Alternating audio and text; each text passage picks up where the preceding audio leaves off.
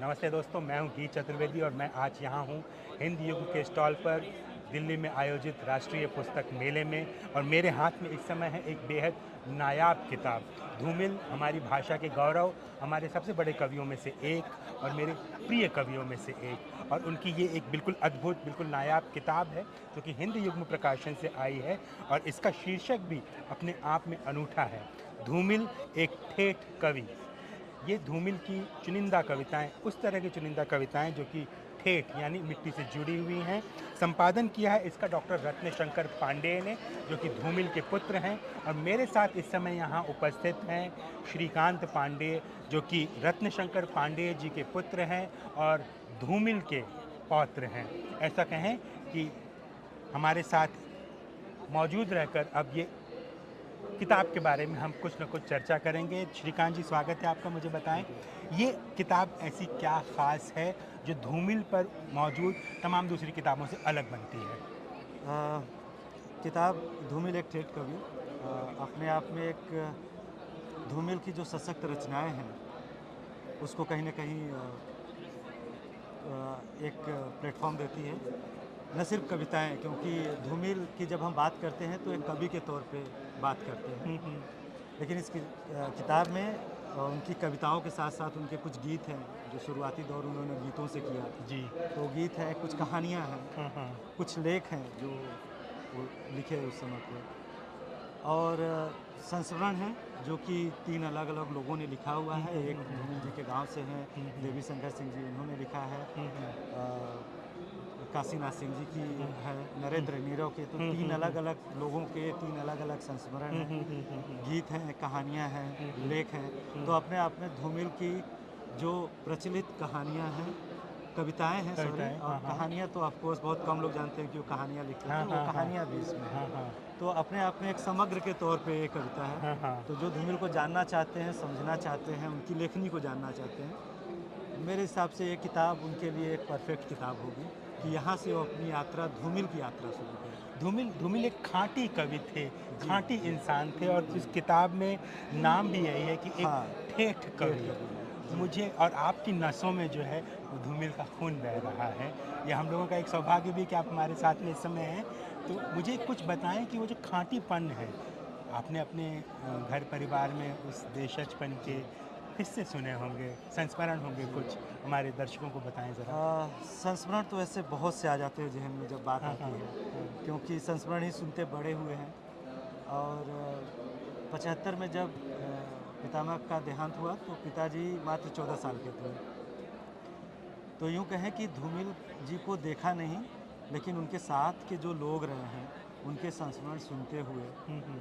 उनके बारे में पढ़ते हुए, उनको पढ़ते हुए लगता है कभी-कभी कि हाँ, ऐसे कुछ हुआ रहते होंगे। उनके कपड़े जो अभी तक सँभाल के रखे हाँ, गए हाँ, हैं, हाँ, हाँ। तो उससे एक अंदाज़ा लगता है कि किस कद-काठी के रहे होंगे। हुँ, हुँ। और जैसा आपने बोला कि ठेठ कवि, जी हाँ, गाँव से जुड़े हुए, ज़मीन से जुड़े हुए जी, बिल्कुल।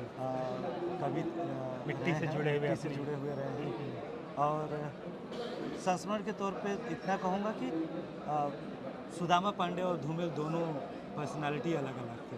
जब हम इसमें ज़रा सुदामा सा बताएँ मुझे, सुदामा पांडे और धूमिल, 2 अलग नाम और 2 अलग हाँ, पर्सनैलिटी। सुदामा पांडे एक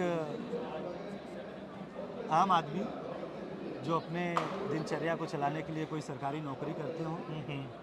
उनकी बीवी हो, बच्चे हों, घर हो, माँ हो, बाप हो, और उनकी जो दिनचर्या की चीज़ें हैं उनको हुँ, हुँ, हुँ। जुटाने में, सजाने में, सँवारने में हुँ, हुँ। जो एक आदमी संघर्ष करता है, वो सुदामा पांडे का हुँ, संघर्ष हुँ, हुँ, है। लेकिन उस संघर्ष से बाहर निकल के जो और लोगों के दर्द को, और लोगों के दुःख को, या अपने आस-पास मौजूद उस तमाम बुराइयों को, सिस्टम के गंदगी को देखकर, झेलकर और कुछ लिखा हो, वो सुदामा पांडे से धूमिल की यात्रा तय करते हैं। सुदामा पांडे आईआईटी में काम करते हुए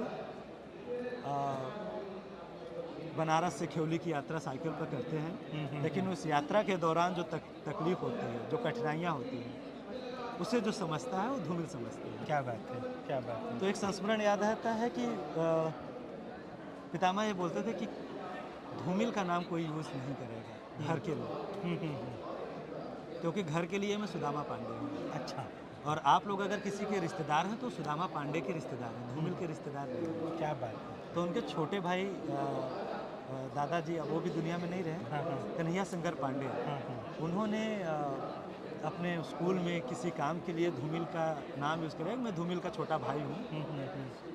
और जब ये बात दादाजी को पता चली तो इस बात पर उन्होंने बहुत डांटा उन्हें और बोला कि कभी ज़िंदगी में मेरे नाम का इस तरह से यूज़ मत करना। मैं घर के लिए, तुम्हारे लिए धूमिल नहीं हूँ, धूमिल कोई और है, मैं सुदामा पांडे हूँ। क्या बात है। तो वो नहीं चाहते थे कि उनके नाम को मिसयूज़ एक तरीके से किया जाए, यूज़ नहीं बोला जाएगा और यूज़ भी नहीं करना चाहिए, क्योंकि उन्होंने खुद कभी उस तरह से उसका यूज़ नहीं किया, या कहें यूज़ करने का कभी उनको मौका भी नहीं मिला।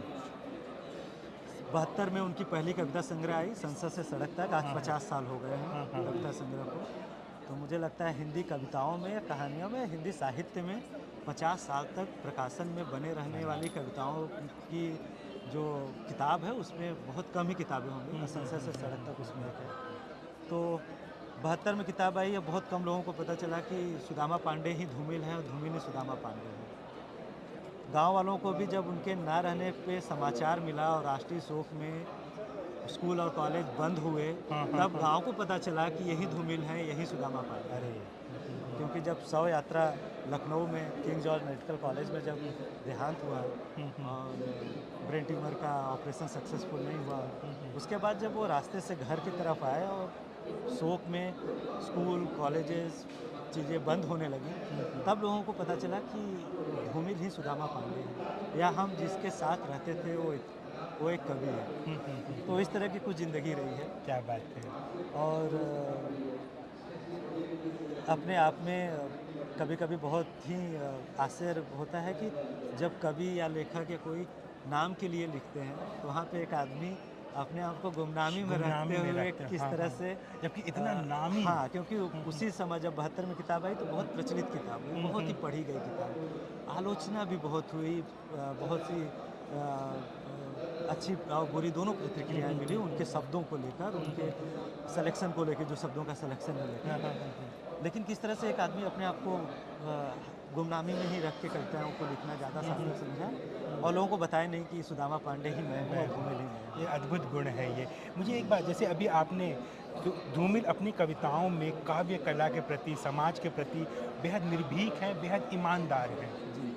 और आपने बताया जीवन के कुछ किस्से जिसमें धूमिल की ईमानदारी भी दिखती है। धूमिल अपनी कविताओं के भीतर एंग्री यंग मैन भी हैं। हिंदी साहित्य का सबसे बड़ा एंग्री यंग मैन धूमिल है। निजी जीवन में कैसे थे? क्या निजी जीवन में भी वो क्रोध से भरे हुए थे या कुछ अगिया बैताल टाइप के थे वो? नहीं, निजी ज़िंदगी में मैं बोलूँगा जहाँ तक मैंने सुना है। एक संस्मरण और है, जब कल सुनना मुझे लिखा जा रहा था जी।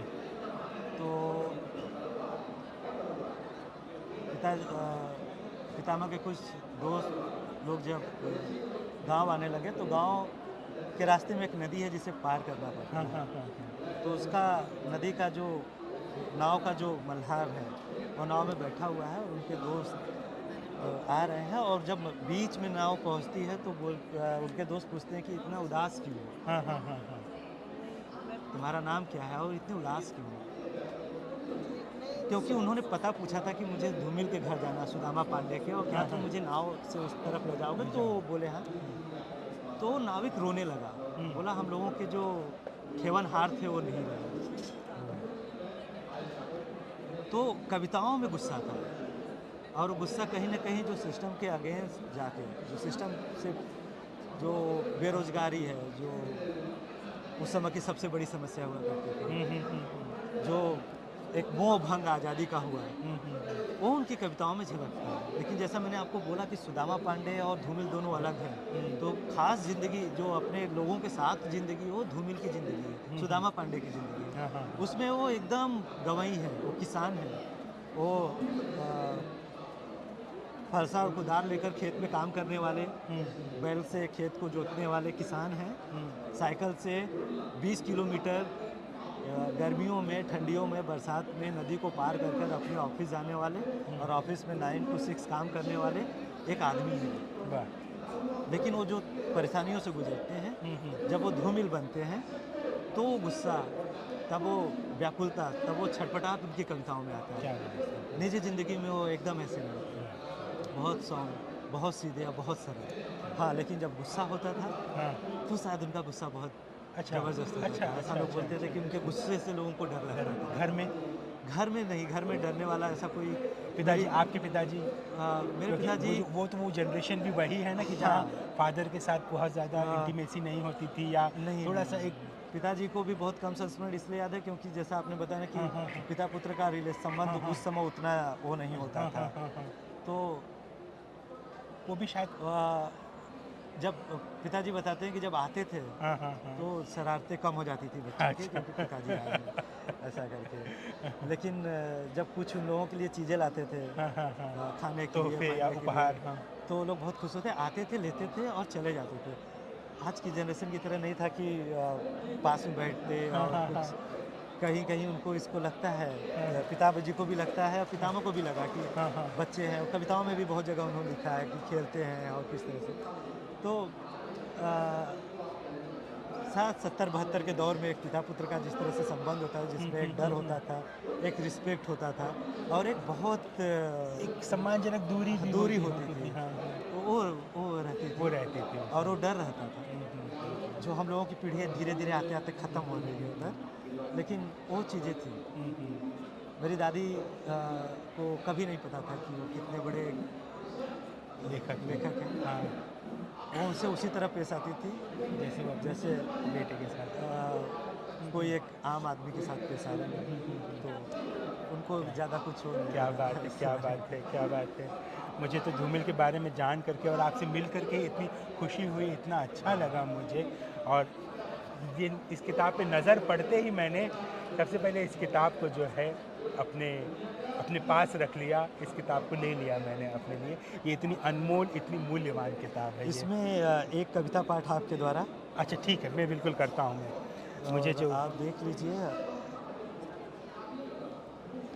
रोटी और संसद, जो मेरी बात है। प्रिय कविताओं में भी है, जिसमें और जो बहुत लोकप्रिय भी है, और एक एक एक अद्भुत किस्म का एक सवाल है इसमें, जो कि दरअसल बेहद बेहद सच्चा सवाल है। रोटी और संसद। एक आदमी रोटी बेलता है, एक आदमी रोटी खाता है, एक तीसरा आदमी भी है जो न रोटी बेलता है न रोटी खाता है, वो सिर्फ रोटी से खेलता है। मैं पूछता हूँ, ये तीसरा आदमी कौन है? मेरे देश की संसद मौन है, मेरे देश की संसद मौन है। बहुत धन्यवाद आपका। और इस किताब को ज़रूर लिया जाए। धूमिल हमारे सबसे ज़रूरी कवियों में शामिल हैं और ये किताब एक अनमोल उपहार है हमारे लिए। बहुत शुक्रिया श्रीकांत जी आपका, आपसे मिल करके बहुत अच्छा लगा। बहुत धन्यवाद।